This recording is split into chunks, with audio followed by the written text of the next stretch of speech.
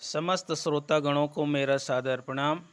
सदगुरु कबीर साहब कहते हैं कि तीन लोक है देह में, रोम रोम में धाम, बिन सतगुरु नहीं पाइए सार शब्द निज नाम।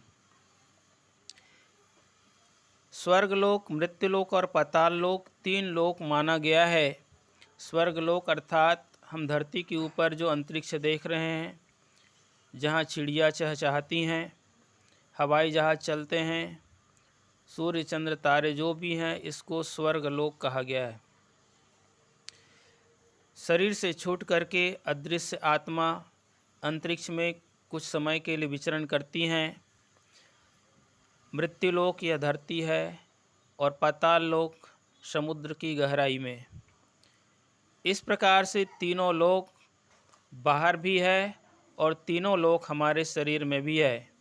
हमारे गला से ऊपर स्वर्गलोक मानिए, गला से लेकर कमर तक के मृत्युलोक, कमर से नीचे नरकलोक मानिए। इस प्रकार से ये तीनों लोक हमारे शरीर में है। इसमें जो आत्मा है वही परमात्मा का अंश है और इसी परमात्मा को जानने के लिए सुंदर ये अवसर मिला है। जब हमें पता हो जाता है कि मैं शरीर नहीं हूँ, आत्मा हूँ, और तो पता हो जाता है कि मैं शरीर नहीं हूँ, आत्मा हूँ, तो मनुष्य उस तीनों लोक को अपने भीतर ही विश्वास कर लेता है। यत पिंडे तत् ब्रह्मांडे, जो हमारे पिंड में है, जिन तत्वों से हमारे शरीर की रचना हुई है, उन्हीं तत्वों से ब्रह्मांड के भी रचना हुई है। कोई इसमें अंतर नहीं है। धड़ धरनी के एके लेखा, जस बाहर तस भीतर देखा। शरीर और संसार दोनों की रचना एक जैसा हुआ है, इसलिए उस परमात्मा को खोजना ही है, पाना ही है। तो सबसे पहले अपने आप को जानो, पहचानो, और अपने आप को जानने के लिए किसी आत्मज्ञानी संत महापुरुष सद्गुरु के पास जाइए। नहीं जा सकते हैं तो इस वीडियो को ही बार बार विचार कीजिए, इनका चिंतन कीजिए, तो निश्चित ही आपको बहुत सारी भ्रांतियां दूर हो जाएंगी। हम अपने आप को जब तक शरीर माने रहेंगे तब तक ये अज्ञान ढका रहेगा।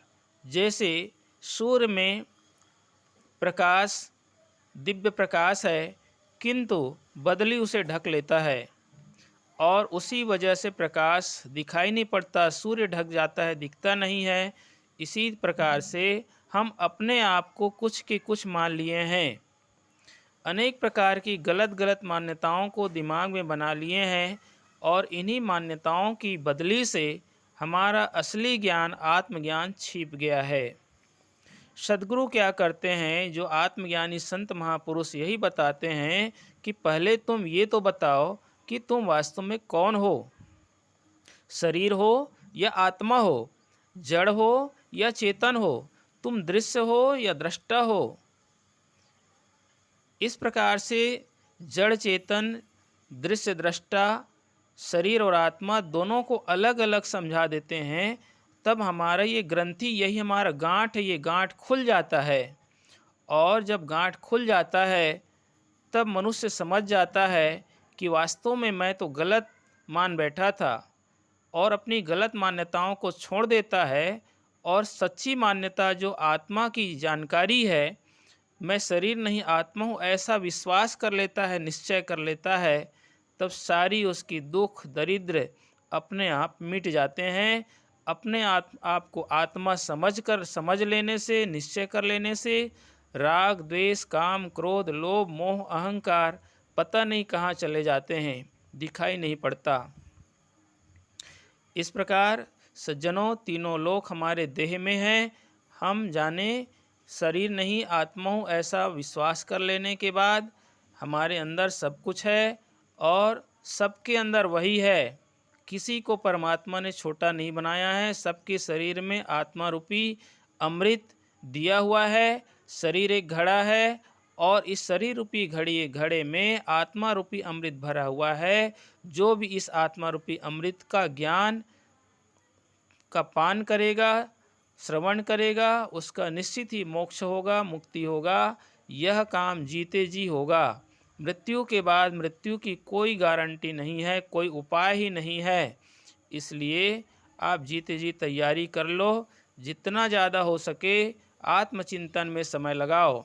काम भी करो, कोई मनाही नहीं है, लेकिन अच्छे काम करो। जिस काम में किसी प्रकार की जीव की हिंसा हो, ऐसे कर्मों का त्याग करके शुभ कर्म करते हुए अपना ज्ञान उपदेश पढ़ते रहें, सुनते रहें।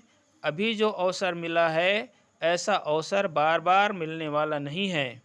आइए मित्र साथियों, आप सभी अपना कल्याण करें, अपने परिवार का कल्याण करें। आप स्वयं इस वीडियो को देखें, सुनें और अपने परिवार वालों को भी सुनाएं। निश्चित ही आपका घर परिवार सुखमय होगा, आनंद से भरपूर होगा। आप आत्मज्ञानी बने और अन्य लोगों को भी आत्मज्ञानी बनाइए। यही कबीर साहब का संदेश है। कबीर साहब का नारा है, मानव धर्म हमारा है, हरि को भजे सो हरि का होई, जाति पात पूछे नहीं कोई। हम सत्य पंथ के राही हैं, दिन को कह सकते रात नहीं। ईमान बेच दूं लालच में, यह मेरे वश की बात नहीं। तो आइए, इतना ही काफ़ी है। आप सभी इस ज्ञान को अधिक से अधिक लोगों तक अवश्य शेयर करें। इससे आपका पुण्य बढ़ेगा और जितना ज़्यादा पुण्य बढ़ेगा उतना ज़्यादा आपको सुख शांति मिलेगी।